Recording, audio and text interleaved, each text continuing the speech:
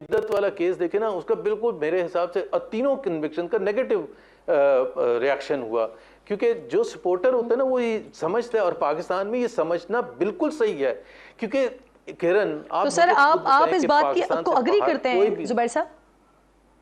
जी जुबैर साहब, सवाल भी ले लें। राना किस सनाउल्लाह बात साहब को कह रहे हैं देखिए, कि इमरान खान के साथ जो कुछ हो रहा है वो उन्हें मजीद कामयाब बनाने के लिए हो रहा है, और इस मामले पर पार्टी में डिस्कशन भी हुई है। कौन किस किस्म की मदद कर रहा है सर? और एग्जैक्टली फिर मुझे आपकी बात से यही तासुर मिल रहा है, शायद आप भी इसी तरह की बात कर रहे हैं।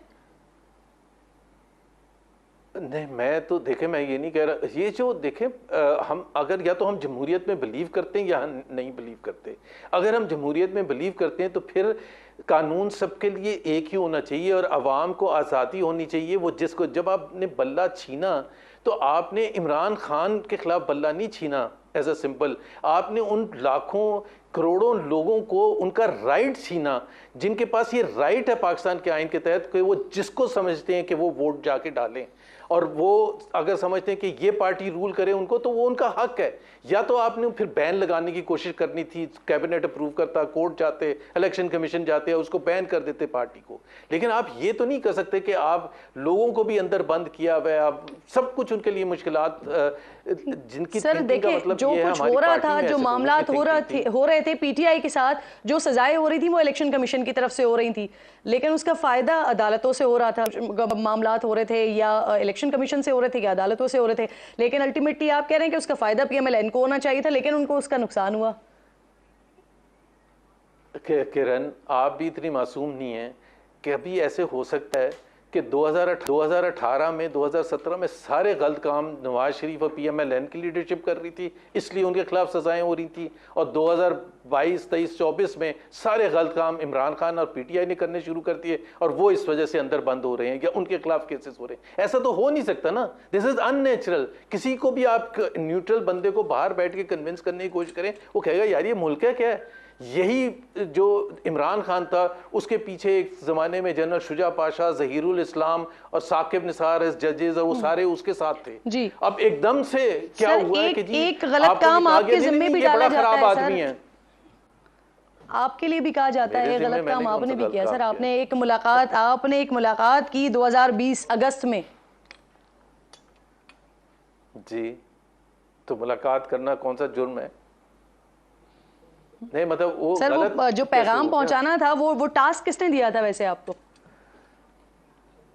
देखें वो एक तो किरण, उसमें बहुत दफ़ा बात हो चुकी है। एक तो बड़ा क्लियर है कि मैं कभी भी जनरल बाजवा से बावजूद इसके कि पार्टी के लिए बहुत मुश्किलात थी, बावजूद इसके कि मेरी उनसे अच्छी जान पहचान थी, लेकिन चाहे वो पनामा का फ़ैसला आना की बात हो या इलेक्शन 2018 के हों या दूसरी सज़ाएं हों 2018, 19, 20 में जो भी हुआ पार्टी के साथ, आपको भी पता है, मैंने कभी भी नहीं किया। इस वजह से नहीं किया कि ये सेंसिटिव मामलात होते हैं कि हमारा एक बड़ा स्ट्रॉन्ग, जिस तरह मैंने कहा बयानिया था, मैं उस बयानिए के ख़िलाफ़ जाके वोट को इज़्ज़त दो के जाके रातों को मीटिंग तो नहीं कर सकता था अपनी मर्ज़ी से।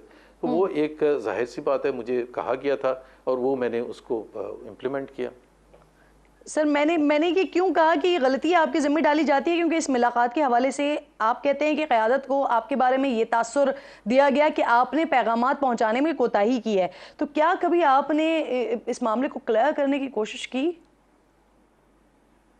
जी, बड़ा मैं उसका एक बड़ा सिंपल सा किरण सबूत है। आपने कहा अगस्त 2020 में मेरी मुलाकात हुई थी, 27 अगस्त को, और दूसरी मेरी मुलाकात हुई थी 7 सितंबर को। और अगर मैंने ये गलत काम किया था, इतना गलत काम किया था, तो फिर उसके पूरे एक महीने के बाद 7 अक्टूबर 2020 को मुझे मियां नवाज शरीफ और मरीम नवाज का स्पोक्स पर्सन ना लगाया जाता। बड़ी सिंपल सी बात है ना, क्योंकि उस वक्त पीडीएम बन चुका था उससे कोई 10-12 दिन पहले। और अब हमारा जो एक जो भी जिहाद कहें या जो भी कैंपेन थी, अब वो डायरेक्टली स्ट्रीट्स में तय करने का फैसला हुआ था कि हम जल्द से जुलूस करेंगे, जो भी विद इन द कॉन्स्टिट्यूशन है, पीडीएम के प्लेटफॉर्म से। और उसको यही तो सवाल है, आप स्पोक्स पर्सन, आप मैं उनके साथ था, तो फिर आपकी बात को यकीन क्यों नहीं किया गया? नहीं, लेकिन मैं तो पहली बात कर रहा हूं कि ये तो हो नहीं सकता ना कि अगर मैं मुलाकातें करके आया था और उसमें इजाज़त के बगैर फॉर एग्जांपल, या वो मैंने कोई मिसकम्युनिकेशन किया था, तो फिर उसके बाद पार्टी की टॉप लीडरशिप, इससे बड़ा तो ऑपोजिशन में ओहदा नहीं मिल सकता था ना, as a spokesperson of Mian Nawaz Sharif and Maryam Nawaz. और सबसे मुश्किल तरीन हालात में उस वक्त तो वो आसान नहीं थे ना। जाहिर सी बात है, एस्टैब्लिशमेंट एक तरफ थी, आपको पता है। उसके जब मुझे अपॉइंट किया उसके 5 दिन के बाद गुजरांवाला की स्पीच थी, जो मियां नवाज शरीफ ने फर्स्ट टाइम नेम कॉलिंग की है, तो वो उसका बोझ जो था बयानिए का, उनके बयानिए का, वो मेरे कंधों पर था ना डायरेक्टली।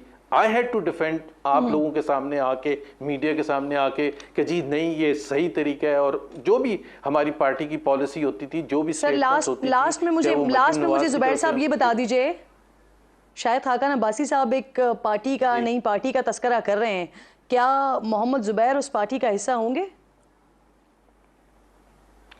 वो जब फाइनल करने की बात आएगी तो मैं ज़रूर, ज़ाहिर है I have a lot of respect for Shahid Khaqan Abbasi, probably one of our best chief executives in our history. तो उनमें काबिलियत तो बहुत है और तजर्बा भी बहुत है, एक्सपीरियंस भी बहुत है।